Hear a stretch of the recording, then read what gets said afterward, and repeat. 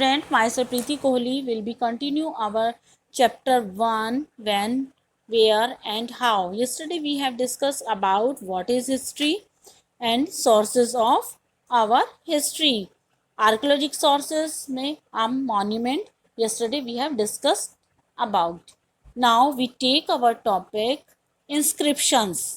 Written record engraved on hard surface like rock, pillars, stone and metals, sheets, stone slabs are called inscriptions. जितना भी हमारा written record है जो hard surface पर मिला है, जैसे रॉक्स हैं, पिलर हैं, स्टोन्स एंड मेटल शीट्स पर, these are called inscriptions. They include records of victories in battles, orders of the king, record of donation of the temples etcetera. ये जो इंस्क्रिप्शंस हैं ये राजाओं की बैटल में जो उनकी विक्ट्री प्राप्त होती थी, उन्हें विजय प्राप्त होती थी, या कोई टेम्पल में कोई डोनेशन आदि देता था, इनके ऊपर ये इंस्क्रिप्शंस लिखे होते थे. और ये उस राजा का नाम और डेट भी इनमें मेंशन रहता था. इम्पोर्टेंट डेट्स और इवेंट्स भी इसमें इस पीरियड के सर्टेन पीरियड के इसमें मेंशन रहते थे. इस तरह से ये जो स्टडी थी inscription is called epigraphy. Next topic is artefacts. The object made and used by the humans in the past are called artifacts. जो ऑब्जेक्ट्स पास्ट में ह्यूमंस के द्वारा डिफरेंट आर्ट कलाओं से बनाए गए थे उन्हें हम आर्टिफैक्ट्स के रूप में जानते हैं. जैसे एग्जांपल के लिए pottery, we tools, weapons, jewellery etcetera. बहुत सारे ऐसे ऑब्जेक्ट्स हैं जो आर्कियोलॉजिकल के द्वारा डिगिंग करके हमें एंशियंट में हिस्ट्री में या एंशियंट साइट में हमें प्राप्त हुए हैं. और ये ऑब्जेक्ट्स हमें बताते हैं कि उस समय का क्या कल्चर था, पास्ट का किस तरह से उनका लाइफ स्टाइल था. Now we take our next sub topic coins. Coins mention the name of the king, gods and dates. This has helped us to find out the history of the king and their dynasties. Coins tell us about trade and commerce of the time they were minted. It means कि coin भी वहाँ पर gods और उनकी date और राजाओं के नाम से चलाए जाते थे, उनके नाम मेंशन रहता था.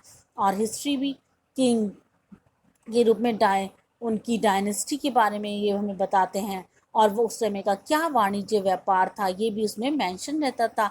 उन कॉइन से हमें उनके उस टाइम की प्रॉस्पेरिटी का हमें पता चलता है. Coin often had image of the God and goddess की भी इमेजेस रहती थी, तो जिससे हमें वहाँ के रिलीजियस सिम्बल्स के बारे में पता चलता था. ये बहुत अच्छी पॉलिश करके बनाए जाते थे. Now we take our next sub topic literary sources.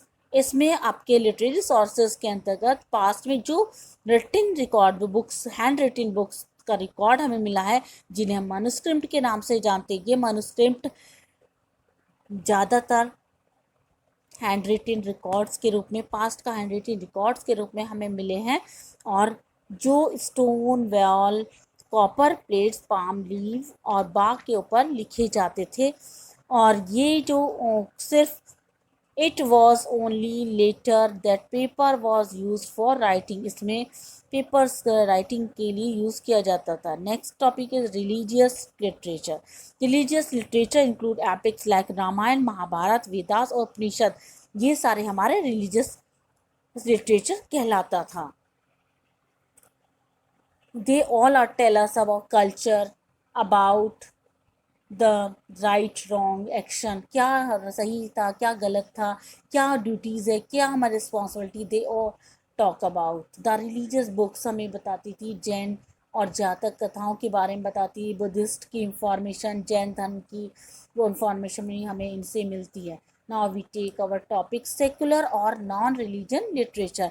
बहुत सारे ऐसे लिटरेचर्स थे जो हमें नॉन रिलीजियस लिटरेचर के रूप में प्राप्त हुए हैं. जैसे आपके और ट्रेवलर्स के द्वारा, जो फॉरेन ट्रेवलर्स थे, उन्होंने biographies of king, stories, poems, play, books और मेडिसिन, साइंस और पॉलिटिक्स के बारे में लिखा है. कालिदास का plays written by Kalidas, the Arthashastra by Acharya Chanakya known as Kautilya, the Indika by Megasthenes, account of Fayan and Huinsang and the Sangam literature etc. are the some of example of secular literature.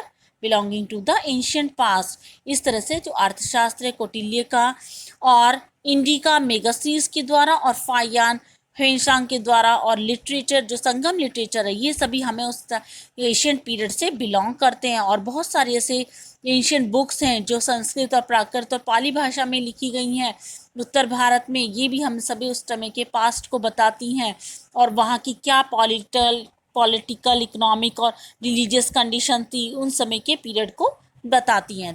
Next topic is the geographical framework of India. History all over the world is generally influenced by the geographical location and associated factors.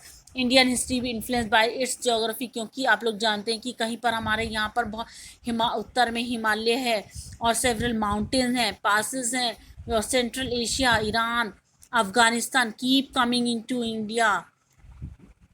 India also land of river, ये rivers हमें बहुत अधिक plenty of fresh water provide करते हैं, fertile planes बनाते हैं और settlement cities development जो हमारे यहाँ पर हुआ था वो mostly river bank of reverse के पास ही हुआ था और हमारी जितनी भी सिविलाइजेशन है वो यहीं पर ही इस्टेब्लिश हुई थी।